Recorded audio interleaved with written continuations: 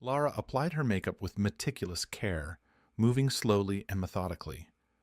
Despite her efforts, hiding her freckles without 2 pounds of pancake makeup and a spatula was impossible. However, she could at least even out her skin tone, making it less blotchy and pasty. The previous day she had her hair done. Her loving husband Tim had splurged for her to go to T. Dayton's, an exclusive and expensive hair salon in Bender, Louisiana. A 10-year reunion only happens once every 10 years, he joked, wrapping his arms around her and pulling her close. Besides, you're worth it. Looking in the mirror, she had to agree. Marlene, the stylist, had done an amazing job transforming her lifeless carrot orange hair. Marlene had added a few blonde streaks, giving her hair a lighter, more vibrant look. Finishing her makeup, Lara dropped her robe on the bedroom floor and examined her outfit. Roy had asked her to wear black, so she went to Babbage, an expensive department store in Bender, and bought a black lace half-cup bra. The matching thong panties featured a thin lace string down her 32-inch thighs and a lace line running from the crotch. The hem of her black dress ended about 3 inches above her knees. Standing at 4 feet 11 inches, Lara often claimed to be 5 feet tall. At her height, she had to be careful how she sat to avoid revealing the crotch of her black panties. "Well, we are not going anywhere anyway," she said to herself, shuddering at the thought. She looked at the smoke-colored stockings. Tim always asked her to wear stockings and garters for him. Though she had always thought her legs were too chubby for stockings, she admired the line running down the back of her legs in the mirror and decided she liked the way they looked. She slipped on the 4-inch black patent shoes she had bought for the reunion. The shoes complemented the smoky gray dress perfectly. She admired herself again in the full-length mirror.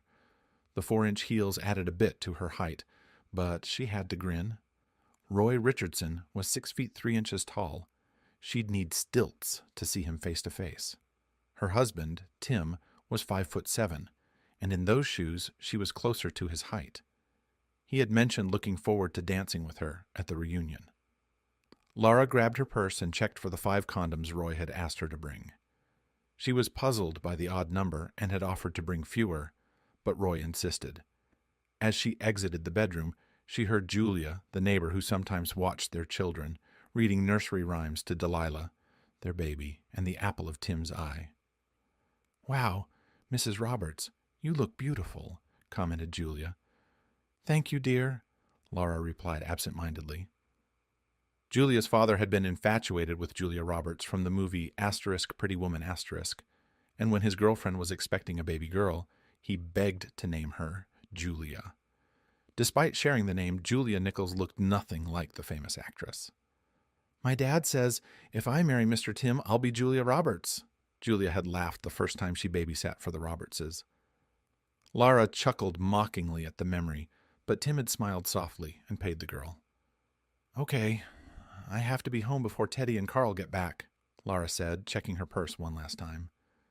"How long does it take to use 5 condoms?" she mused, then shrugged. Lara left the house without kissing her baby girl. It wasn't forgetfulness. She didn't want Delilah touching her outfit with clammy hands. Climbing into her minivan, Lara pressed her lips together in disgust. "A minivan," she said aloud. "If I married Roy, I'd be driving a Lexus or a BMW. But no, no." Short, chubby, pimply-faced Lara had been one of many who longed for Roy, the handsome king of Kimball Academy. The star athlete strutted the hallways with a perpetual smile on his tanned face. Unlike most jocks, Roy was never rude or demeaning. He was often the first to greet new students. But in high school, Lara Davidson weighed 179 pounds, had long, curly, reddish-orange hair, and a face riddled with severe acne. She looked longingly at Roy Richardson and sighed about what might have been if she had been born looking like Wendy Marshall, Roy's girlfriend. "Hey, Lara. Hi, do you want to go to the homecoming dance?" Tim Roberts had asked, hoisting his Coke bottle glasses onto his nose. Lara had given a strained smile. Tim was one of the nicest boys in school, but like her, he was cursed with extra pounds, explosive skin, and disheveled hair. "Sure," she finally agreed, and Tim Roberts's face lit up like a Christmas tree. Tim's uncle allowed him to borrow his Lincoln Town car for the date, while repeatedly threatening him with death if anything happened to the car, and Tim picked her up. They went to the Bombay Cafe for dinner and then to the homecoming dance. Tim still keeps a copy of their photo from that night on his keychain. One side of the laminated cube features that photo, two chubby, pimply-faced nerds in ill-fitting clothes. The other three sides show pictures of their kids, Tim Roberts Jr., Teddy, Carl, and Delilah. They danced awkwardly, neither having much practice, and then went behind the soccer stadium, the local kissing spot. "Are you sure? I mean, we don't have to," Tim stammered when Laura suggested they go there. "You don't want to kiss?" Laura asked, genuinely offended. "Am I that ugly?" "No, Laura, I think you're the prettiest girl in Kimball," Tim protested. "You have the most beautiful eyes in the world." They parked. "Go home, son," a policeman suggested. "Yes, sir," Tim stammered, eyes wide and sweating with fear. But as soon as they pulled up in front of Laura's house, they both collapsed in fits of giggles. From that moment on, they became a couple. "Hey, Tim," Dean Donatoro, one of the athletes, scoffed. "What are you all doing? Comparing who has more pimples?" Tim's punch knocked the boy over. Coach Nunez stepped in and broke it up before it went any further. From that point on, no one laughed at Laura, but Laura never stopped pining for Roy Richardson, Dean Donatoro, or Chad Wellesley. After the spring ball, Laura offered Tim a ride to the Acadiana Motel. She had been on a strict diet, losing almost 20 pounds. The more nutritious food also helped with her severe acne. "You have condoms, don't you?" she demanded, as Tim pulled up to a cheap motel on Highway 19. "Yeah, I have a 12-pack, Tim admitted, showing Laura the box. They went into room 102, and Laura went to the bathroom. "Hello, lover," Laura said, swinging the door open. Looking in the mirror, Laura saw a plump and pasty body, an unattractive face, and a disgusting display of lack of control. She felt like slamming the bathroom door shut, getting dressed, and demanding that Tim take her home. Instead, she sighed, walked over to the dazed Tim, hugged him tightly, and pulled his face to hers for a kiss. "There's something I've always wanted to do," Tim stammered as the two 18-year-olds sat down on the bed. "What?" asked Laura, her stomach knotting with uncertainty. Tim made love to Laura. That night, as she fell asleep, thoughts of what Roy might be like as a lover, or Dean, or Chad, or John Taylor, whose father was a stockbroker, always impeccably dressed and drove a bright red Corvette, flitted through her mind. Despite Laura's dedication to her diet and exercise regimen, her weight loss stalled and then reversed, and she began gaining weight. "You idiot," she hissed at Tim with bitterness. "Now I'll never be pretty." Tim had done the right thing, the honorable thing.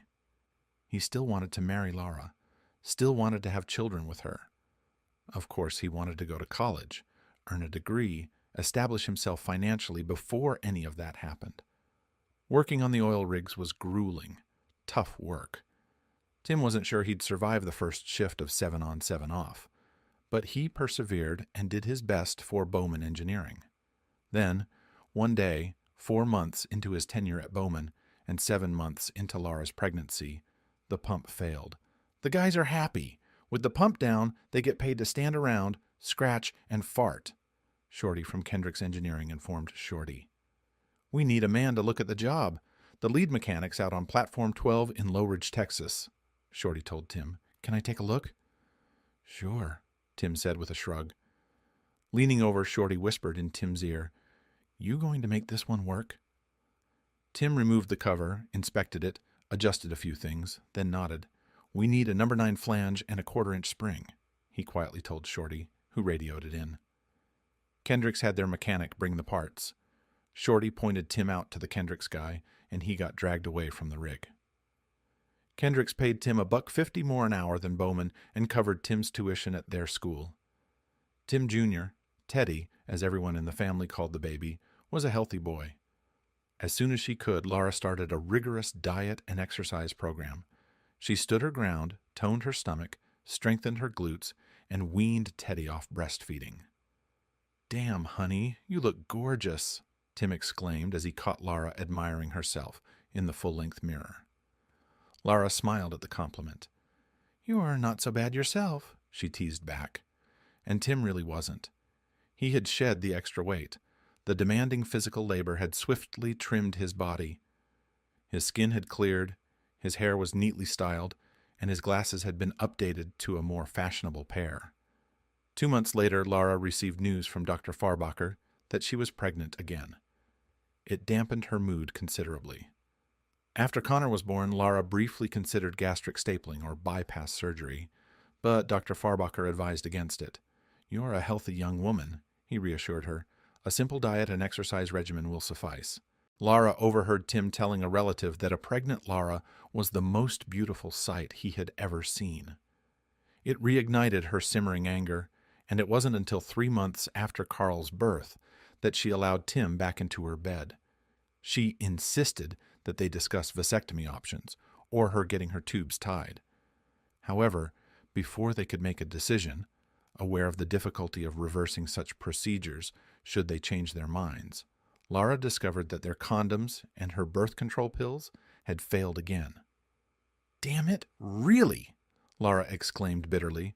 "I've almost lost all the weight, and now this?" Tim refrained from telling her that at 105 pounds, Lara looked unhealthy. Her skin wasn't shrinking as rapidly as her fat, leaving it sagging. Now, several years after the birth of their cherished Delilah, Lara struggled with shedding the last 10 to 15 pounds. Nevertheless, it was undeniable that she still looked quite beautiful, with those remaining pounds adding curves to her breasts and backside. An invitation arrived in the mail for her 10th high school reunion, and Lara became fixated on losing that extra weight. But her body stubbornly resisted her efforts. The invitation included email addresses and Facebook links for many classmates. One evening, after putting Delilah to bed, instead of starting her exercise video, Lara logged onto Tim's computer and created her own Facebook page. She was ecstatic when Roy accepted her friend request. Just like in school, Roy was outgoing, charming, and friendly. He complimented her on her 3 children, praised how good she looked, and even mentioned Tim's appearance. Lara scrolled through Tim's photo folders and found one of herself in a black baby doll nightie shortly before Delilah was conceived. She posted the picture. "Wow, you're stunning," Roy replied. For the next 2 months, they exchanged messages online nearly every day. Lara discovered that Roy was single, living in Oakleaf, Texas, and working as a police officer. "Yeah, after leaving the Marines, it seemed like the perfect job for me," Roy shared. He revealed that he and Wendy had broken up shortly after his departure for the Marines. She had fallen for a soccer player at Connolly College in Oakleaf. "4 kids, and as big as a house," Roy joked, adding a touch of humor to their conversation. On Roy's Facebook page, there was a photo of him with Wendy and her husband, a police officer who was also a state trooper. Lara couldn't help but feel a twinge of satisfaction. Wendy was indeed quite large, probably weighing around 200 pounds. They both expressed their anticipation of reconnecting with old friends. Lara's suggestion to catch up before the meeting didn't receive a response. She was a bit hurt by what seemed like a rejection, and once again cursed Tim and Delilah for adding those extra 10 to 15 pounds of flab. Dean Danatoro noticed Lara's Facebook page, sent a friend request, and promptly proposed meeting at the Acadiana Motel. John Taylor also invited her to his home on Baylor Lake. However, Roy clearly wasn't willing to compromise his standards. Tim was taken aback by the cold, almost hostile attitude he encountered that evening. Nearly 30 hours after her initial offer, Roy finally responded. He apologized, claiming he must have missed her message. He was eager to catch up and suggested she wear something black for their meeting. "I'm in room 102, Roy texted, after Lara indicated she was at the Acadiana Motel. "Hey, don't you look amazing?" Roy greeted her, leaning in to hug her and give her a chaste kiss on the cheek. Lara turned her head and kissed him deeply. Hey, come on," Roy protested, quickly shutting the door. Lara appeared somewhat puzzled. "They should at least be showing affection and—" she began. A moment later, there came a knock on the motel door. "What? Who?" Lara whispered while Roy sighed and rose to his feet. He opened the door and ushered a young man into the room. "What? We didn't—" Lara started to protest. "Lara Roberts, you have been served," Richard Boudreau intoned solemnly, handing her a large manila envelope. "Remember back in high school? You voted for me as the friendliest," Roy reminisced as he settled back into his chair at the table. "It's—" Lara exclaimed, noticing the legal documents enclosed in the envelope. "Driving Miss Eggleston crazy," Roy chuckled to himself, recalling his English teacher's reaction. "It should be friendliest, but not—" "A divorce?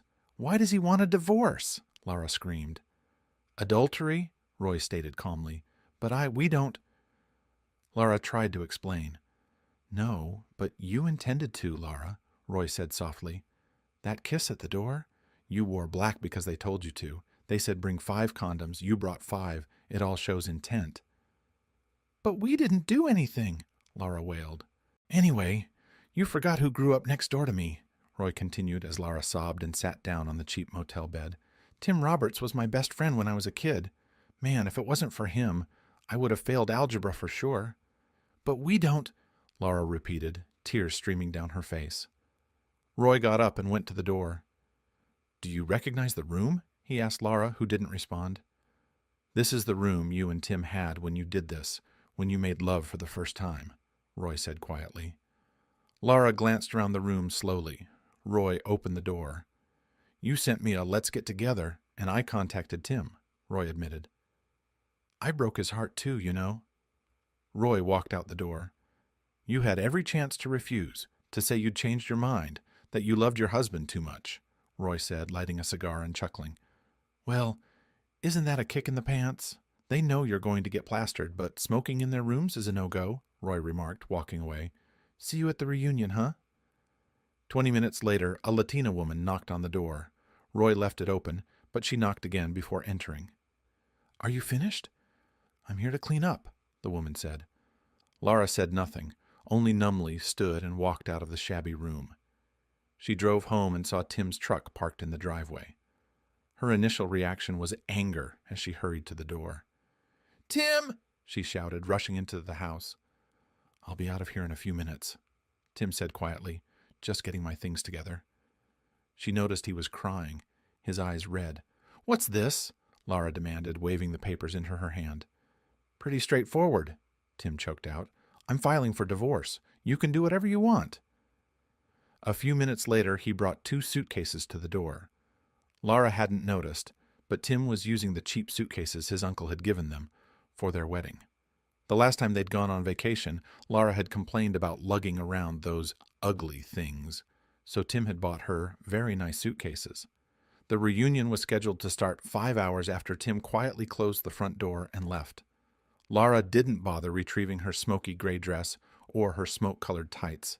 She simply sat at the kitchen table, alternating between waves of self-pity and fits of rage. It was nearly 9 o'clock in the evening when she realized Teddy, Carl, and Delilah still weren't home. "Where are my kids?" she shouted into the phone upon hearing Tim's cheerful voicemail. "At your mom's," Tim texted a minute later. "Remember? She agreed to babysit so we could go to the reunion."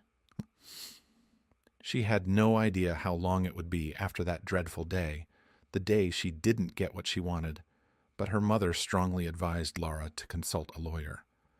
"No, you can't stop the divorce, but at least you can salvage something," her mother insisted. Then she looked at Lara with a mix of disappointment and disbelief. "Really? Really, Lara?" she snapped. "What, Mom?" Lara exclaimed. But she met with Parker Johnson, who assured her he would expedite the process as much as possible. "The man said you have a house to run, you have children to take care of," Lara affirmed.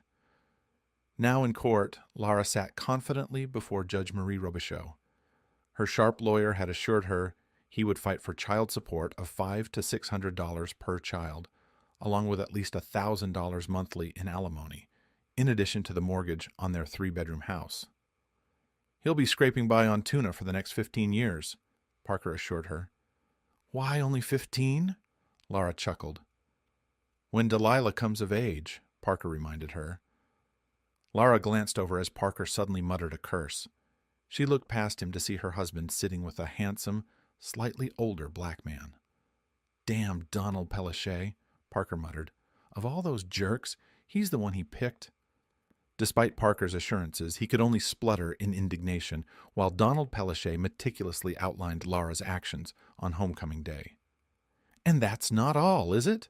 Laura said as Judge Marie Robichaud ruled that Mrs. Roberts would retain primary custody of the 3 minor children, with liberal visitation rights for Tim Roberts, and awarded Laura Roberts $750 per month, $250 for each child. Laura turned to Parker Johnson and asked loudly, "What about my alimony?" "Mrs. Roberts, this court does not reward adulterers," Judge Robichaud snapped, glaring at her. "But how am I supposed to live, since the house debt is $800 a month?" Laura muttered.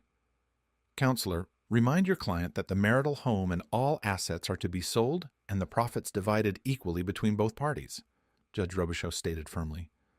"But I should get the house, shouldn't I?" Laura asked, her already pale face draining of color even further. This wasn't how it was supposed to unfold. Her lawyer had assured her she would get everything. It wasn't supposed to be like this. Roy Richardson was supposed to see her, fall in love with her body, and make passionate love. Then he should have realized he'd never loved anyone like he loved Laura. "No, you've never been involved in union funding," Parker muttered to himself. "But where am I supposed to live?" Laura cried, once again feeling resentment towards Tim Roberts. "Mrs. Roberts, may I suggest something?" Judge Robichaud interjected. "Get a job." "May I propose?" Laura exclaimed indignantly. "Careful, Mrs. Roberts, careful." Marie warned. "Don't," Parker cautioned. The first 2 times Carmen Davis, the real estate broker, brought potential buyers for the house, Laura smirked as she watched the property turn into a mess. Parker then phoned Laura. "Listen, Mrs. Roberts," he hissed angrily into the phone. "Clean up the house, make it presentable, and sell it.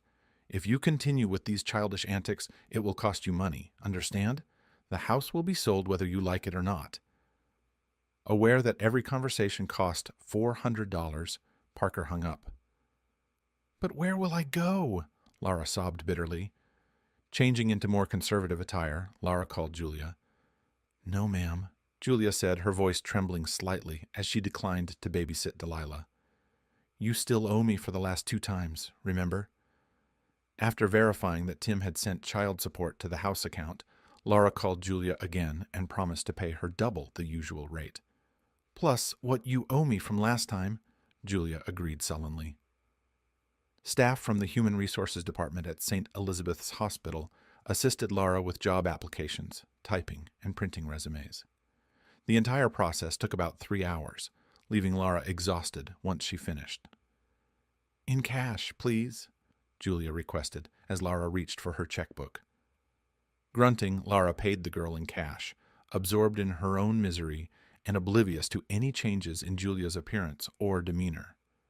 Checking her email, Laura found a rejection letter from St. Elizabeth Utilities, politely informing her they would not be hiring her.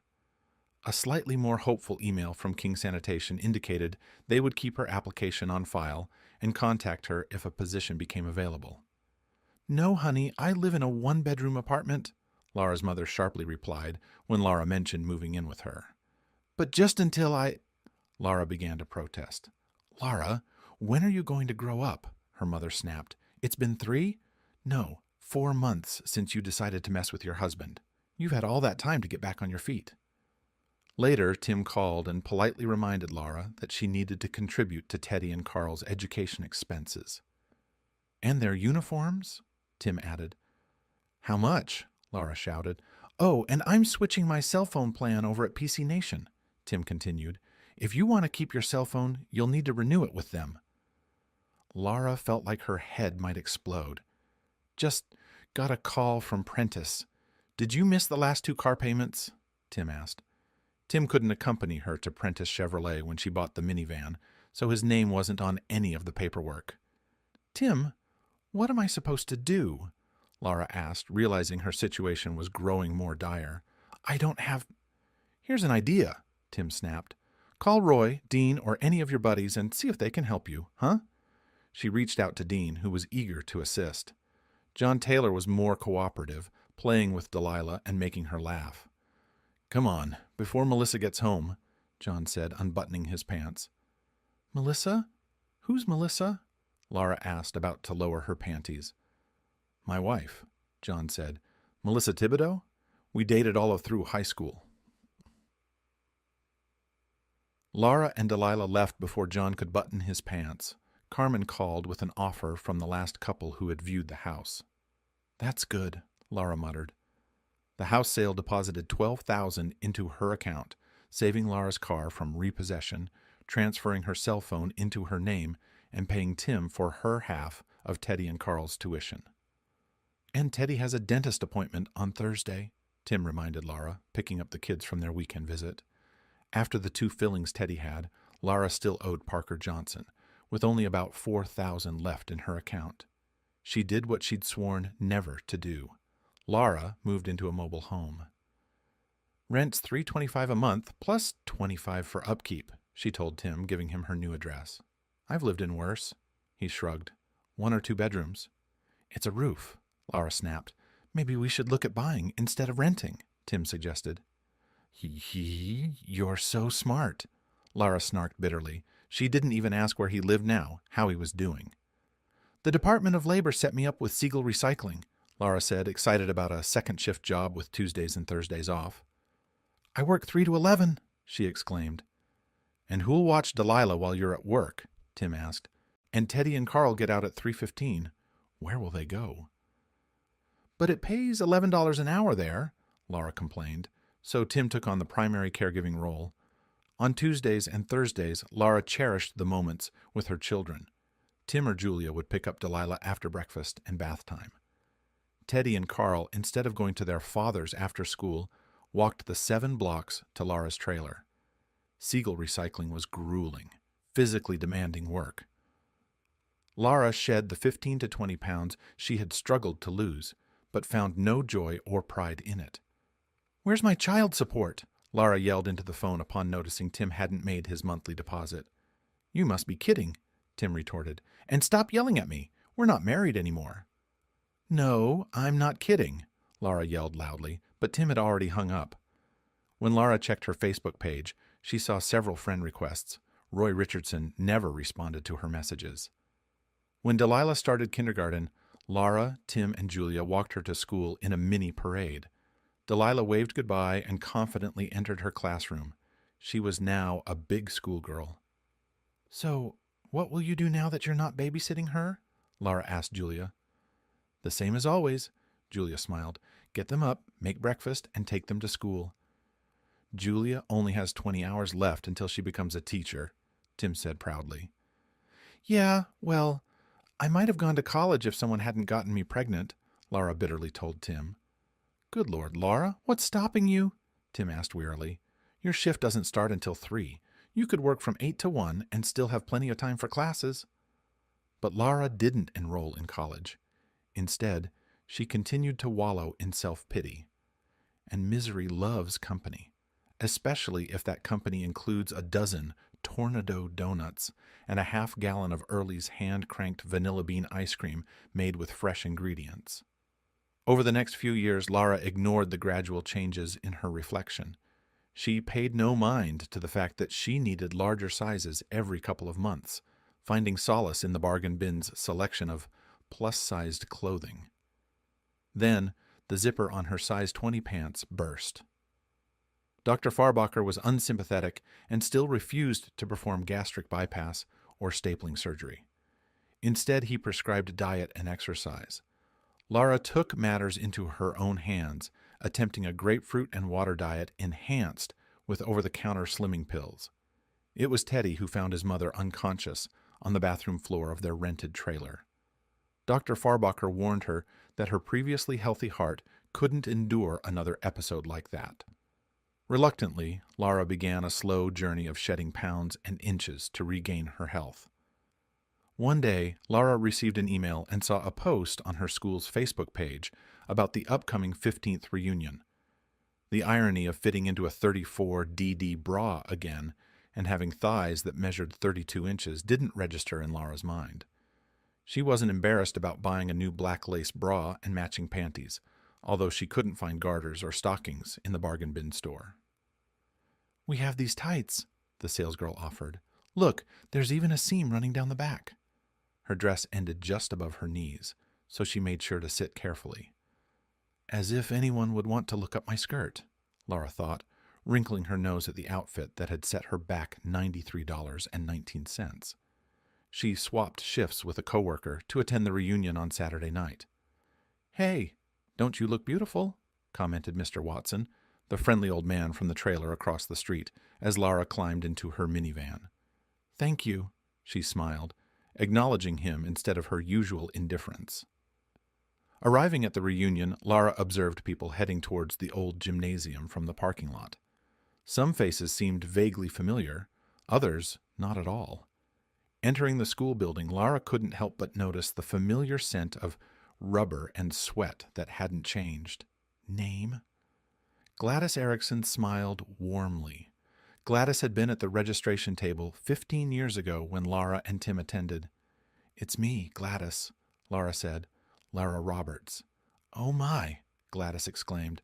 "Wow, you've changed so much. Let me get you signed in." Gladys quickly prepared a name tag for Laura, exchanged pleasantries, and then turned her attention to the next arrival. Laura walked into the gymnasium. A few heads turned, but most were engrossed in conversations and laughter. Then she saw him, Tim Roberts. He had his back to Laura, but she recognized her ex-husband's posture anywhere. Standing beside him was a striking blonde woman. Laura couldn't see her face, but she had a slender figure with a well-rounded rear. "And Tim always did appreciate a good backside," Laura smiled wryly. The woman was dressed expensively, complete with stockings and shoes to match. The woman raised her left hand, displaying an engagement ring and wedding band that made Laura envious. The engagement ring stone looked at least 2 carats, flanked by 2 rubies, each about a carat. Laura felt a wave of relief, knowing this woman couldn't be Tim's partner. Tim would never cheat with a married woman. She headed towards Tim and the small group around him. But if Julia, their former babysitter, was here, who was watching their kids?